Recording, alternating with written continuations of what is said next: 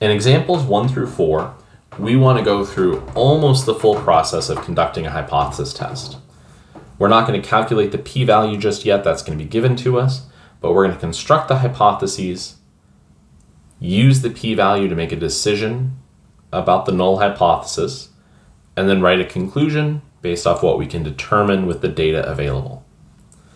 In example 1, we want to use the following claim to answer the questions below. The average number of kids in a particular city who play basketball for a school team is greater than 235. We can translate that into the following hypotheses. The null hypothesis would be that the population mean is equal to 235, and the alternative would be not equal to, but greater than 235. In part B, assume that after conducting a test with a significance level of 0.01, that's our value for alpha, the resulting p-value was 0.0014. We want to make a decision regarding the null hypothesis. The first step is to compare our p-value to alpha. So our p-value is 0.0014, which is clearly less than or equal to 0.01, which is our significance level. There's a little rhyme that some people use, which is helpful here,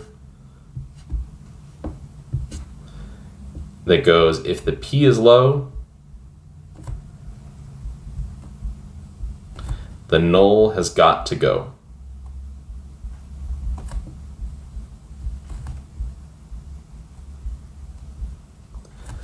That is, a small p-value means we reject the null hypothesis. In this case, we have a small p-value because it's smaller than alpha. So we reject the null hypothesis. In part C, we want to interpret what that means. So what we're saying is there is sufficient evidence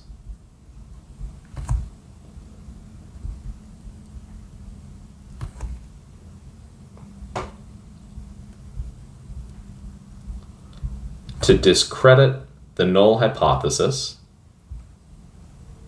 should abbreviate that H0. So since there's sufficient evidence to discredit it, we reject it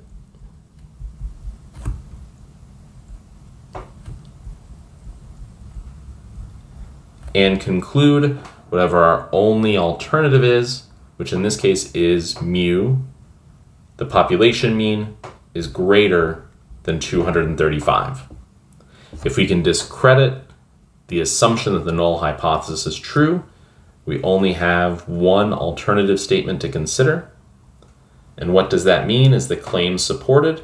In this case, yes, the claim is supported.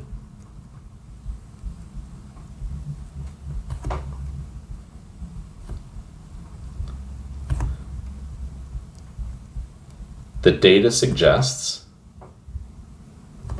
the average number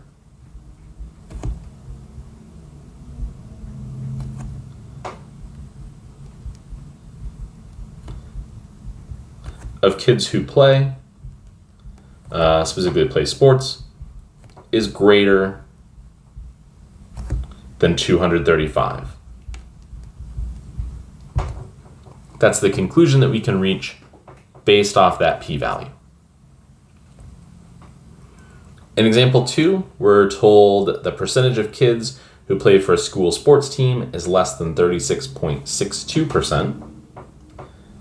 We can translate these into the null hypothesis that the population proportion is equal to 0.3662, and the alternative hypothesis that p is less than 0.3662. In this case, a p-value is calculated of 0.6569, which is much larger than 0.1, our significance level, so we fail to reject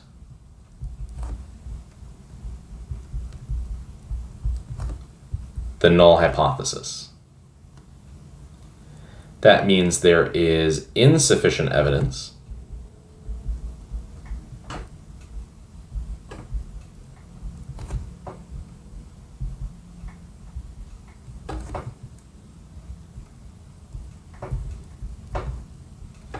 to discredit the assumption in the null hypothesis. So we maintain the assumption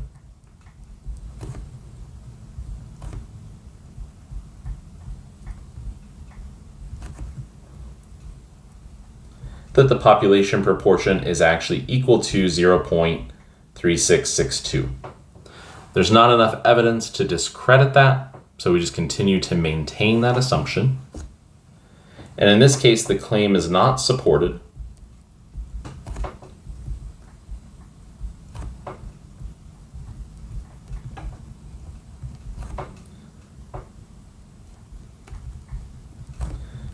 The data does not provide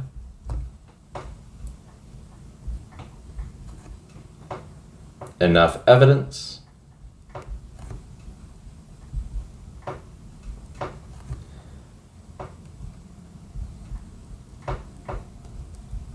to suggest that the proportion of kids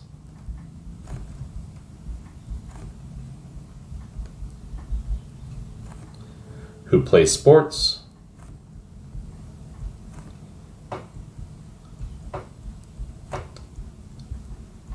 is less than 36.62%.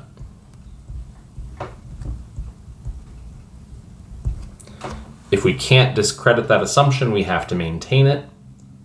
That assumption contradicts the claim, so the claim is not supported by the evidence available.